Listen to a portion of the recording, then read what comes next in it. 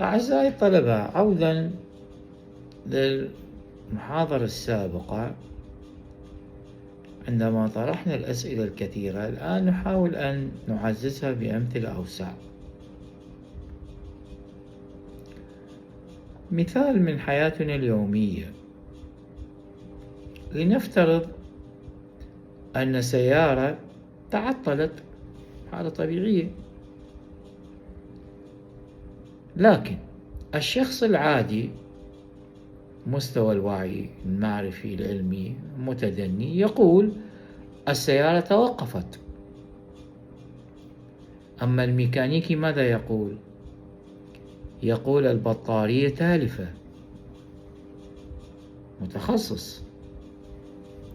المهندس يسأل لماذا تلفت البطارية أصلا؟ هل السبب الحرارة أم سوء الاستخدام أم خلل في النظام الكهربائي؟ المؤرخ كأنه يشبه الشخص الأول الذي قال السيارة توقفت، أعطى انطباع أو لربما قرأ الحدث في ظاهره ومن ثم أطلق هذا الوصف أو الحكم. فالمؤرخ يشبه الشخص الأول، فيلسوف التاريخ يشبه المهندس. هنا المهندس حاول طرح أسئلة متعددة.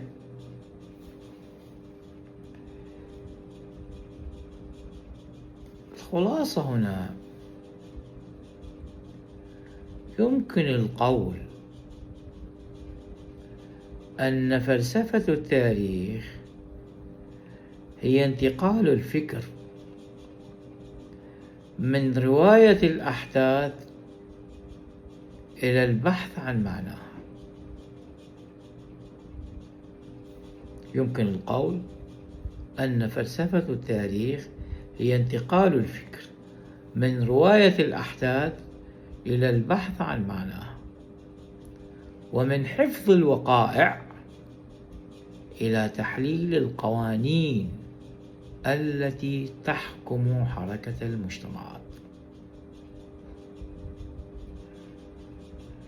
ولهذا تعد فلسفة التاريخ حلقة وصل بين التاريخ والفلسفة وعلم الاجتماع والسياسة. طبعا بالمناسبة كثيرة من التخصصات الأخرى